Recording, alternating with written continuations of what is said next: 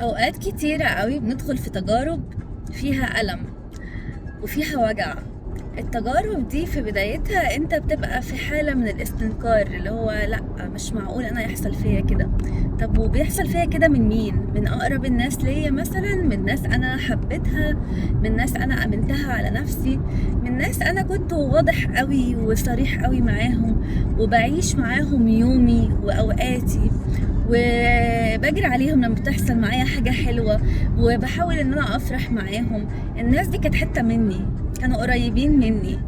فانت بتبقى جواك حالة في البداية كأنها صدمة، انه ازاي يحصل فيا انا كده، وبالذات من الناس دي اللي هي حاجة يعني لا تحتمل. قد ايه بيبقى الوجع تقيل وصعب وقتها، وقد ايه الواحد بيبقى مش مستوعب الألم اللي بتاخده على وشك تقريبا يعني. الوجع هنا بيبقى كبير قوي، انت صعب ان انت تلخصه في كلمتين، صعب ان انت تحجمه. لكن عايزة اقولك مهما كان الوجع كبير، مهما كانت الخبطة كانت جامدة على دماغك، بس هقولك حاجة واحدة: اشكر ربنا ان هو حطك في الموقف ده وفي الظرف ده. ما تشكرش الشخص طبعا اللي اداك الوجع ده، لان الشخص بالنسبة لك كان مكان الامان، مكان السلام، مكان انت مش مستوعب انه ممكن تجيلك الخبطة منه اصلا او الغدر منه. وده بيبقى اصعب على فكرة يعني. لما بيبقى عدوك واضح وباين بتبقى بالنسبة لك العملية سهلة، لكن لما يبقى عدوك في هيئة حبيب، في هيئة صديق، في هيئة أخ، في هيئة زوج، أيا كان بقى شكل العلاقة ومرسومها، أو صديقة، بيبقى الألم بيوجع قوي، بيبقى صعب قوي وتقيل قوي. فالصدمة من يعني بتبقى قوية وكبيرة على قد معزة الشخص أصلا اللي ادالك الألم ده. لكن اللي أنا عايزة أقوله لك إنه ربنا لو سمح بتجربة صعبة وتقيلة أنت مريت فيها، وحاسس بان مشاعرك كلها تعبانه وفيها خذلان وانت مش قادر تصلب طولك من الوجع، من الصدمه عامه يعني، اشكر ربنا قوي، لان هو كان عايز يقوي فيك حته، كان عايز يقوي فيك جانب هو انت ضعيف في الجانب ده. يعني لو انت حد قلبك طيب وكويس وبتتساهل وبتصدق اي كلام بيحصل قدامك، كان ربنا عايز يقولك ان الطيبة دي مش هتنفع مع كل الناس ومش مع اي حد. لازم تعرف تختار تظهر طيبتك دي مع مين، وتبقى حريص وتبقى بتتعامل بحذر مع مين، لانه مش كل الناس هتستاهل وضوحك وطيبتك.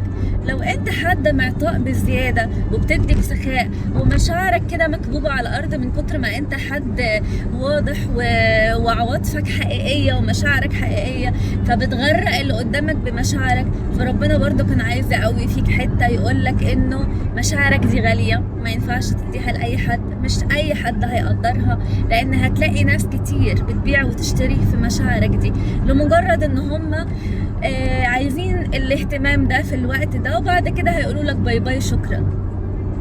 لو انت كنت مسنود بقى على اب، اخ، زوج، ايا كانت العلاقة، وحاطط كل املك فيهم، لان اكيد دول المسافة الامنة في حياة اي بني ادم في الدنيا، فانت مستحيل تلاقي الغدر جاي منهم او الوجع جاي منهم. فربنا برضو كان عايز يحطك في حتة يقولك انا الوحيد الامان والسند في العلاقة دي، وانا اللي مكمل معاك للاخر. لان فعلا مفيش امان في الدنيا دي في اي بني ادم في الدنيا، مهما رهنت وبصمت وحطيت صوابعك العشرة وقلت كله الا ده، هتلاقي انه مفيش ده اصلا. هتلاقي ان انت اللي مخدوع، انت اللي بتدي الحب والقيمة للشخص اللي قدامك، لان ده اللي جواك انت، بس ده مش اللي جوه الشخص اللي قدامك. انا امنت انه كل بني ادم في الدنيا هو محطة او مرحلة في حياتك، مع اني بكره الكلمة دي جدا. انا من الناس اللي بتحب انها تحافظ على علاقاتها جدا وتقوي العلاقات، ولو في اخر بلد تلاقيني بسأل وبتصل، ولو نزلت اتكلم واتواصل. لكن للاسف احنا دلوقتي بقينا نشوف ان العلاقات بقت عبارة عن تيك اواي. مصلحتي معاك النهاردة فانت حبيبي وصاحبي ومفيش احسن من كده. مصلحتي معاك خلصت، وقتك معاك خلص، فانا كده علاقتي بك انتهت، فالموضوع انتهى لحد كده. ابتدي بقى ادور على الشخص اللي هيبقى الضحيه الجايه. فما تامنوش لحد، ما تزعلوش، خدوا وجعكوا لاخر نفس، اتوجع، اتألم، عيط، اصرخ، خد وجعك لحد ما تتشافى، لحد ما تقول انا بقيت خلاص كويس، انا اتعلمت الدرس.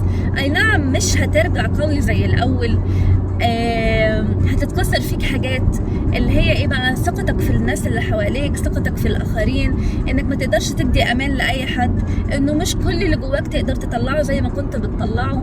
في حاجات كتيرة قوي انت اتعلمت انها تبقى داخلية جواك وبس، انت تحس بيها لكن ما تظهرهاش، وده افضل. الحرص والامان في الفترة اللي احنا فيها دي، لانه الناس ما بتقدرش اصلا علاقات، انا شايفة ان هو افضل. لكن هتبقى خدت درس ان انت مش اي كلام هتصدقه في حياتك، ان انت هتبقى حريص بزياده في التعامل مع كل اللي حواليك، ان انت هتدي على قد ما بتاخد. العطاء الفظيع اللي انت كنت بتديه خلاص مش هتبقى بتتعامل بالطريقه دي ولا بالاسلوب ده. هتبقى حياتك انت بتحافظ على سلامك بقى النفسي اكتر، هتبقى بتخاف على نفسك اكتر، بتخاف على مشاعرك اكتر، بتخاف انك ما تهدرش وقتك مع اي حد، و هتلاقي ان انت عزيز في نفسك، وعزيز في وقتك، عزيز في كل حاجه بقى بتديها للي حواليك. هتبطل البذخ اللي كنت بتعمله في الاول، مع ان يعني الواحد حلو انه يبقى معطاء ويبقى طيب ويبقى كويس، بس للاسف هرجع واقول الدنيا علمتنا انه مش كل الناس تستاهل حقيقتنا الحلوه. في ناس هتقدر تتعامل معاهم بالحلو اللي جواك، لكن في ناس تانية هتعلمك انه اللي انت بتعمله ده ما ينفعش. لازم تبقى بتخاف على نفسك وتحب نفسك قبل اي حد، وتدي الاولويه لنفسك قبل اي حد. واللي يقول لك دي انانيه قول له انت ما بتفهمش حاجه، لان انت كنت بتبدي غيرك عليك وفي الاخر ما خدتش حاجه. فخاف على نفسك وخاف على مشاعرك، ازعل، اتوجع، خد وقتك. كل حاجه بتعدي، مفيش حاجه ما بتعديش، مفيش حاجه بتقف على حد. مشاعرك اللي انت كنت زعلان وبتتوجع عليها النهارده، بكره هتضحك على نفسك وتقول ايه اللي انا كنت بعمله في نفسي ده، علشان هتبقى ساعتها عرفت قيمه نفسك. وربنا معاكم. ويا ريت كمان تعرفوني وتقولوا لي لو حد فيكم مر بتجربه زي كده انت قدرت تطلع منها ازاي، وايه الطرق اللي انت مشيت فيها علشان تقدر تتشافى وتطلع من الوجع ده. وربنا معاكم.